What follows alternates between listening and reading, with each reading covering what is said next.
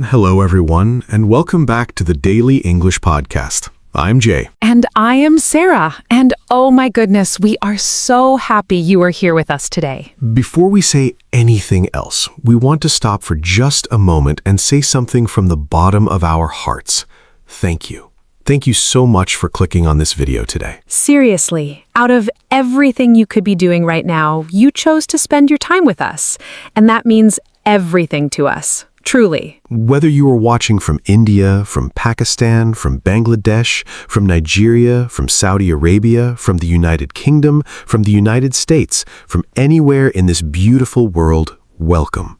You are part of our family now. And if you are a returning viewer, someone who has been with us from the very beginning, we see you. We appreciate you, and we are so grateful for your love and support. And if this is your very first time here, welcome home. We hope you stay. We hope you enjoy every minute of today's conversation, and we hope this channel becomes a place where your English grows every single day. Because that is exactly why we are here. We are not here to teach you English like a classroom. We are not here to give you grammar rules and make you feel stressed. We're here to talk with you, like friends, like real people.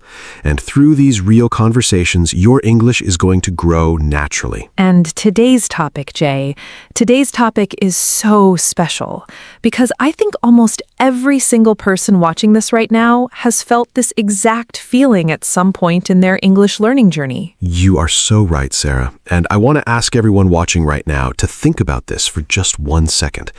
Have you ever been in a situation where someone spoke to you in English and you understood every single word they said, but when it was your turn to reply, your mouth just would not open? Or maybe you were watching an English movie and you understood the whole story, but if someone asked you to describe that movie in English, the words just would not come out. Or maybe you've been preparing for a job interview in English. You practiced at home, you knew what you wanted to say, but when the moment came, your mind went completely blank. Softly, if any of those situations sound familiar to you, I want you to know something very important right now.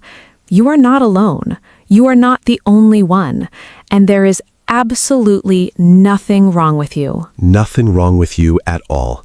What you're experiencing has a name, and today we are going to talk about it completely. We're going to understand it, and we are going to find real solutions together. Today's topic is one of the most asked questions in English learning.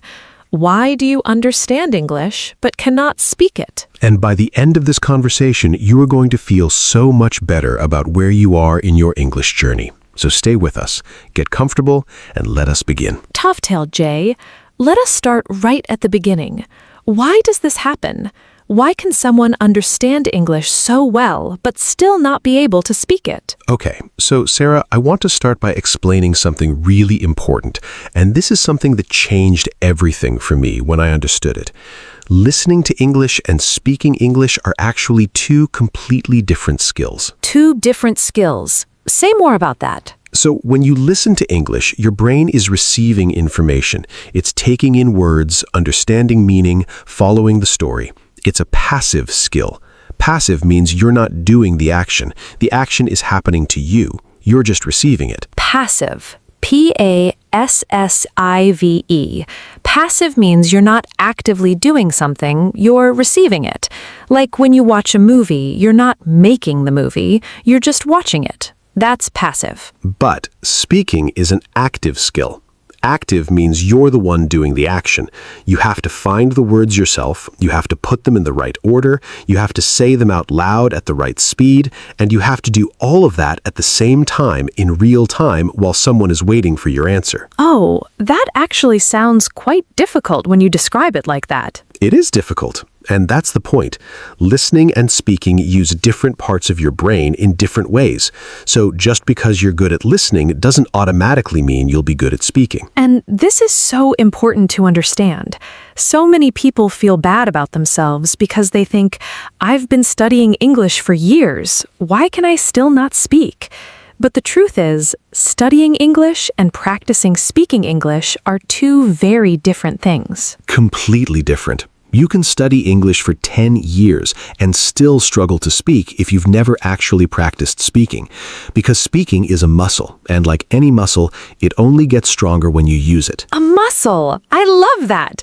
Speaking is a muscle. To everyone watching, write that down. Speaking is a muscle. The more you use it, the stronger it gets. The less you use it, the weaker it stays. Okay, Jay, so we understand that listening and speaking are different skills, but there's something else, something that I think is even bigger, and that's the fear of speaking. Yes, the fear. And Sarah, I want to talk about this honestly, because I think this is the real reason so many people cannot speak English even when they know it well. Please, because I think so many people watching right now are dealing with this exact fear right now. So the fear of speaking English comes from one main place, the fear of making mistakes. The fear that if I say something wrong, people will laugh at me, people will judge me, people will think I'm not intelligent. And that fear is so powerful that it completely freezes you. Freezes, that's such a good word. When you freeze, you stop completely, like ice. You can't move.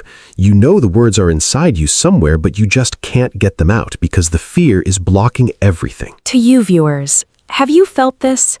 That frozen feeling where you know what you want to say, but the fear stops you from saying it? Let us know in the comments. We would really love to hear from you. And you know what, Sarah? I want to say something to everyone watching right now. Making mistakes in English is not a sign that you are failing. Making mistakes is actually a sign that you are trying, and trying is the only way to grow. Say that again, Jay, because I think people need to hear that. Clearly and slowly. Making mistakes is not a sign that you are failing. Making mistakes is a sign that you are trying, and trying is the only way to grow. I genuinely believe that. When I made mistakes while learning, every single mistake taught me something. Mistakes are not the enemy. Fear of mistakes is the enemy. And here's something really interesting. When a child learns to speak their first language, they make hundreds of mistakes every single day. They say the wrong word, they use the wrong grammar, they pronounce things incorrectly, and nobody around them says, "Oh, you are so bad at speaking." Everyone around them encourages them. They clap, they smile, they say, "Good try, keep going." But when adults make mistakes in a second language, they feel ashamed. They feel embarrassed. They want to hide. And that's the difference. Children learn without fear. Adults learn with fear. And fear is the biggest wall between you and fluency. Fluency. Let us talk about that word. Fluency means speaking smoothly and naturally. Not perfectly, smoothly.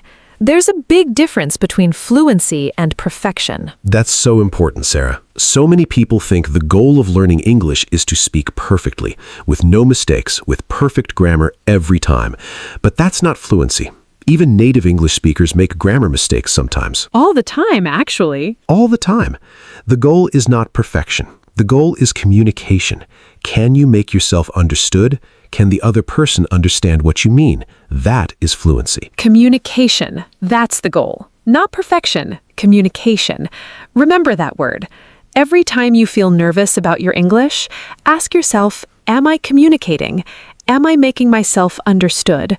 If yes, then you are already succeeding. Okay, Sarah, I want to talk about something that I think is one of the biggest hidden reasons people cannot speak English, and that's the habit of translating. Translating. Tell us about this. So most English learners, when they want to say something in English, their brain first thinks in their native language, in Hindi or Telugu or Arabic, or whatever their first language is, and then they try to translate that thought into English word by word. And that takes so much time. So much time. By the time you've translated the sentence in your head, the conversation has already moved on, and you missed your chance to speak. To you, viewers, can you relate to this? You know exactly what you want to say in your own language, but finding the English words takes too long, so you just stay quiet. Let us know in the comments if this sounds familiar. And the solution to this is something called thinking in English.